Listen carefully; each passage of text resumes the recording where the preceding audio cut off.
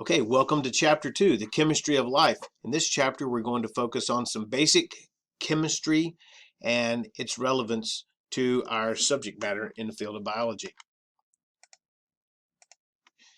So, all organisms are composed of matter, and we can define matter as anything that takes up space and has mass. It should also be noted that not only are all living things made up of matter, but all non-living or abiotic things are also composed of matter. Matter is made up of elements. Elements are substances that cannot be broken down into other substances by any chemical reactions. These are the things that you commonly find on the periodic table in a chemistry room. There's about 92 naturally occurring elements, and we use abbreviations to list them. So, for example, oxygen is abbreviated with the capital letter O, carbon with a capital letter C, and iron with a capital F followed by a lowercase e. This Fe refers to ferrous, which is one of the older terms for iron. Zinc is Zn, and so forth. I'm not going to ask you to memorize all 92 naturally occurring elements, but it is important to know that of those 92 naturally occurring elements, about 25 are known to be essential to life. And of those 25, 4 compose about 96% of all living matter. And these are carbon, oxygen, hydrogen, and nitrogen. So these 4 elements, carbon, oxygen, hydrogen, and nitrogen, compose 96% of all living matter. Now, the other 4% are called trace elements, and even though they occur in very small quantities, they are still very, very important despite their limited abundance because they may have some very particular metabolic functions. For instance, your body does not contain a lot of iron. However, the limited amounts of iron that we do see are absolutely necessary in your hemoglobin protein, for instance, so that it can function properly to transport oxygen. And another good example of a trace element is the element iodine, abbreviated capital I. Iodine is an essential element that's needed to produce a hormone in your thyroid gland, which helps to regulate your metabolism and can influence all kinds of things, including your mood, your diet, your how fast you metabolize and assimilate energy. And later in life, if you have an iodine deficiency, you can develop a condition known as a goiter. Okay, so atoms give elements their different properties. So we can define an atom as the smallest unit of matter that retains the properties of an element. Now, atoms are composed of 3 subatomic particles, and we define these subatomic particles based upon their charge. For instance, a neutron is neutral and has no charge. An electron is negative in its charge, and a proton is positive in its charge. Now, it's these electrons that I want to focus on just for a minute here, because these electrons and their negative charge, well, many times these are what really determines the chemical behavior of an atom. The negative charge of these electrons is also related to energy, because these electrons are going to be found in an atom in an orbit, right? And so they're moving. So think of them as having some moving or somewhat of a kinetic energy as they move around.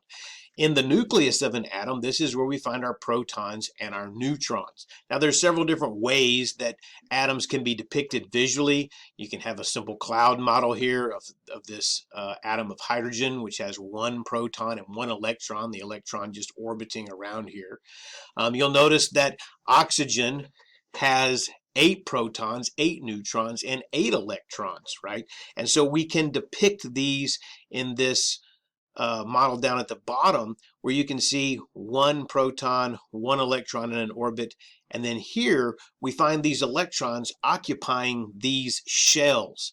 Now, I'm not going to go into a whole lot of chemistry, but what's important is the electrons in these shells. They are going to determine the reactivity of each of these different atoms.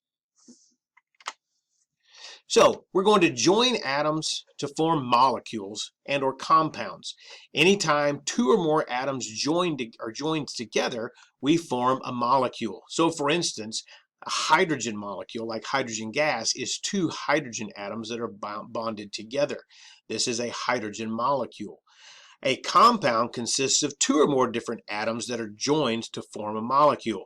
So, for instance, in this water molecule, we have two hydrogen atoms and an oxygen atom bonded together, making the water molecule. Water is also a compound because it consists of two or more different atoms. Now, just a refresher here, we talked in chapter 1 about emergent properties and how these emergent properties are seen as we increase in complexity. Looking at the way that atoms form molecules is a perfect example of these emergent properties. So if we look at elemental sodium, abbreviated Na, elemental sodium is very, very, very reactive when it comes in contact with water. While the element chlorine is naturally a gas, and it's actually a very, very deadly gas. So you can take two fairly dangerous things, elemental sodium and chlorine, and yet when they're combined together, they form sodium chloride, which is common table salt. Obviously not dangerous at all unless you put too much of it on your French fries, when it can impact your blood pressure. Perfect example of some emergent properties. Okay, now let's talk about these bonds. The bonds are what holds atoms together in molecules and compounds. And we're going to categorize these bonds in two basic types with one kind of little different type here at the end. So let's first talk about covalent bonds. Covalent bonds are formed when different atoms share electrons. Now, what you have to think about here when they're sharing electrons is the electrons are orbiting around the nucleus. And when a covalent bond is formed, the electrons can actually orbit around two different atoms' nuclei. These covalent bonds are very strong. And usually when you see them in a structural formula for a molecule, they're represented by a short dashed line. So for instance, here is the structural formula of a water molecule. A hydrogen atom, an oxygen atom, and another hydrogen atom. This dashed line represents a covalent bond showing that these electrons, this is a pair of shared electrons here. Now, these covalent bonds can be single pairs of electrons or maybe even double pairs of electrons or maybe even triple pairs of shared electrons. Covalent bonds can also create molecules that are said to be polar. Now, a polar molecule is a molecule that in the molecule itself, there are areas of defined charge. So think of like the north and the south pole of a magnet. For instance, water, which we're going to spend a little bit of time on specifically here in a bit, is a polar molecule. One part of the water molecule is slightly negative, and that's the oxygen end, while the other part of the water molecule, the hydrogen atoms, are slightly positive. This is all created because of the way that these covalent bonds are formed by shared electrons. So let's look at this water molecule as an example of polar covalent bonding. I don't care that you can give me the angles or see how these electrons are all shared in their orbits, but what's important here is that you look to see, here's our oxygen atom, and this outer shell of electrons right here is called the valence shell. Now, atoms love to have their valence shell filled with electrons. In the case of the oxygen atom, there are 6 electrons in its outer valence shell. It would really like to be full and have 8. So, by adding a hydrogen atom and allowing the one electron from the hydrogen atom to be shared, when we add 2 hydrogen atoms, you can now see there are 8 shared electrons, and our oxygen atom has a filled valence shell, and that makes it, quote, happy, right? It's very stable that way. I like these space filling models because they kind of show you three-dimensionally at the molecular level what things could tend to look like. And you'll notice here in this space filling model that we have a partially negative charge on our oxygen atom and partial positive charges on our hydrogen atoms. Notice also that the hydrogen atoms are not perfectly straight in line, and this is because of the way that this polarity works, right? So the polar nature of water is going to give it some special properties that we'll talk about in just a little while. The second category of bonding is called ionic bonding. Now, in ionic bonding, this is where instead of sharing electrons in those outer valence shells, electrons are going to be transferred from one atom to the other. This means they're either going to be lost or gained. And when we lose or gain electrons, we form things called ions, charged atoms. A cation has a positive charge because it has lost an electron. An anion has a negative charge because it has gained an electron. So if you think about the electron having a negative charge, if you lose negativity, you become positive. If you gain negativity, you become more negative. Now the bonds are formed due to attraction between these anions and cations.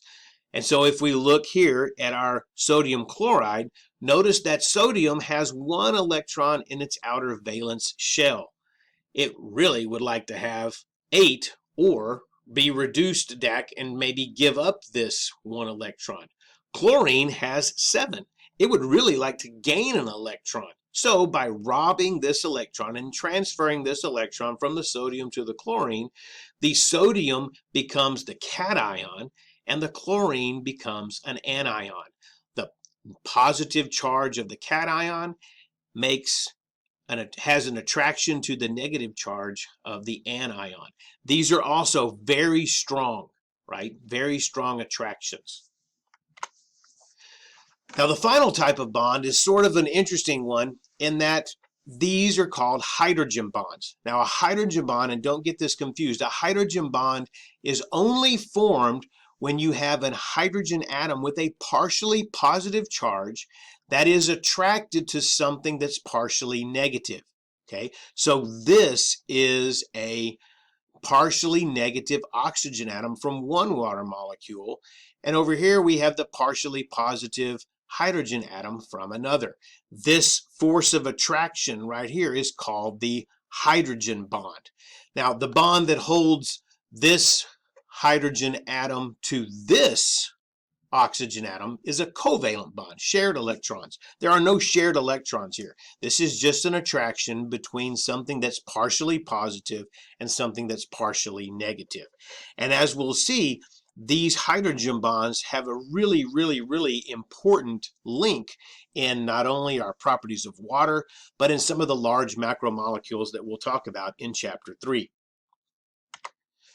Finally, the last little part of some of our basic chemistry is you need to be able to understand how to read some basic chemical reactions. Now, chemical reactions are things that kind of alter these bonds, whether they're ionic bonds or covalent bonds.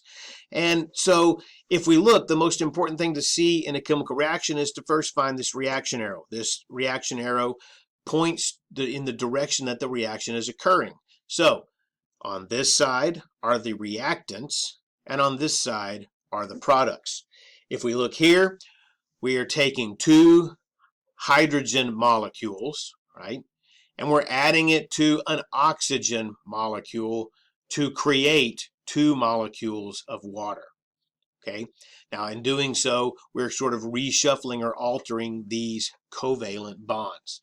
So as we go through the semester, be sure you pay attention to the reactant side and the product side of these reactions.